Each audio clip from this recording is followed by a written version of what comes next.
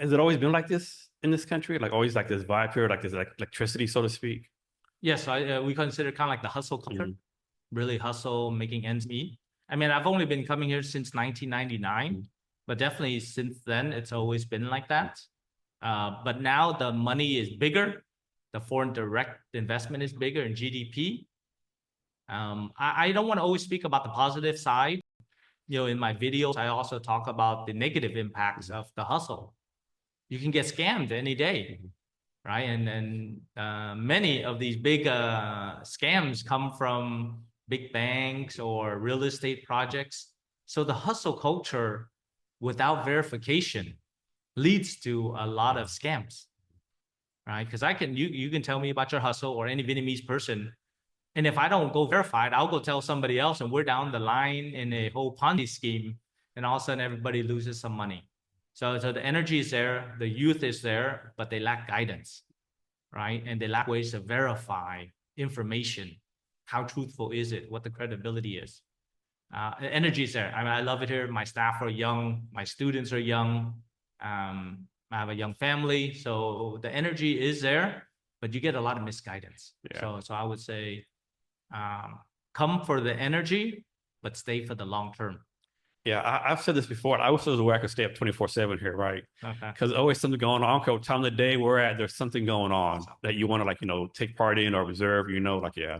Yep. And but of course, I mean, when I first came back, I felt the same thing. Right? I used to go out like 4 to 5 days a week. Each time you go out, you would meet somebody else and they'll pack. The Monday would be 2 people and off Saturday with 20, 30 people. And that's very normal for a metropolitan city. And I think a lot of people don't recognize the numbers of Ho Chi Minh City. It's a big city. I mean, it's like 13 million people. It's not small. LA is 10 million. Yeah. Well, San Francisco is only 1 million. Yeah. I think New York and the greater New York area is about 15, 16 million. Yeah, I think the Seattle area was on like 2.1 million. 2.1 million. Yeah. Smaller than Orange County, which has 3.4 million. And then Japan is about 20, or Tokyo is 20 million. So 13 is a lot, densely populated area. And there's so many opportunities with the growth. So many times I try to make people compare Ho Chi Minh or Saigon with LA, New York, Paris.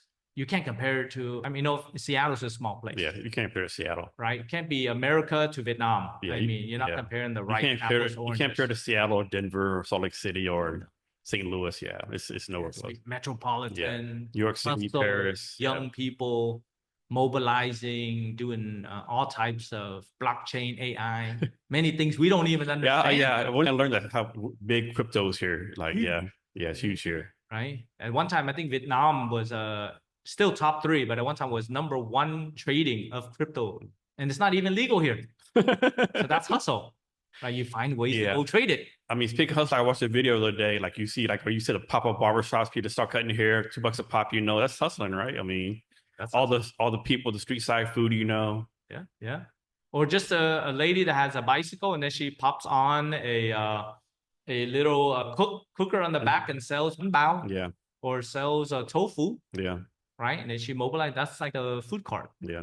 Without all the regulations. Yeah, I've been eating a lot of street food. I've been lucky so far. I haven't got sick off street food yet, so I've been very lucky. I know a lot of people say they get sick off it once in a while, but I haven't been sick yet. Good. You got an iron belly. Yeah. I had to run the bathroom maybe 1 or 2 times, but yeah. And so you actually born and raised in the U.S., right? Actually, I was born in Vietnam. Okay. Yeah, in 1981.